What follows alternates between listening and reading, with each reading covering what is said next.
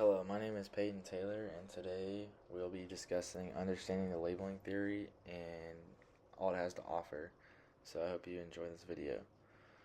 Um, what is the labeling theory? The labeling theory suggests that deviance is not inherent in an act, but is instead the result of society's reaction. It's first introduced by Howard Becker in 1963. Society labels individuals influencing behavior and identity.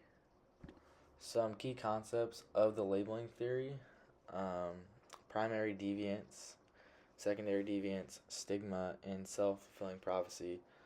Primary deviance is an initial act that may go unnoticed.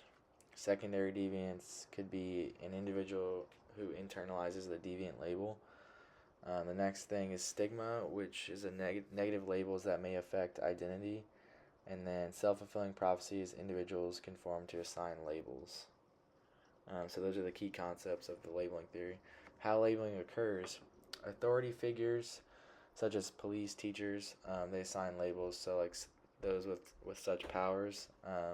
Media reinforces deviant labels, and then social reaction determines deviance perception. So some real world examples of labeling theory consist of the criminal justice system. An example would be convicts struggle to reintegrate back to the modern day and social world. Another example would be education, problems that the students have from disengaging and learning, and then the last one would be sports, where an athlete gets injured and has a problem going back to practicing or playing, and things of that nature. Um, so those are some real world examples of labeling theory. The role of power in labeling: labels often apply to those in power, such as the police or media, or people with power again. And then marginalized groups are more likely to be labeled deviant. And then wealthy individuals can resist or redefine labels just because they tend to have more power. Some strengths of the labeling theory: it highlights social structures and has influence on behavior. It emphasizes the importance of social perception and explains deviance as relative and culturally dependent.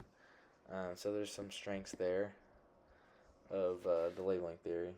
Moving on now to some criticisms would be, it doesn't really explain why deviance occurs initially, which I think is a big problem there. Some individuals reject labels and redefine themselves, which I think you see a lot nowadays. And then the last one would be, it ignores structural factors like poverty and inequality, which I think it would be important to add those in.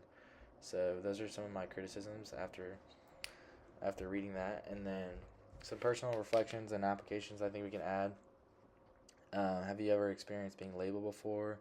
How do labels impact identity and behavior?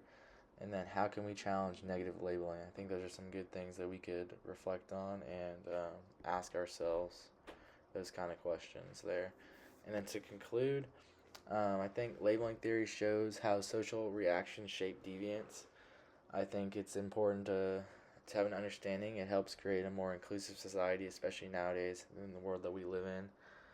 And then another question to ask: are we labeling people too quickly? I think it's important to kind of get to know somebody, know their background before you go ahead and label what you think they are, judge a book by its cover, that kind of thing.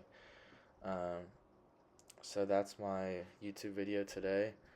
Um, and I hope you enjoyed.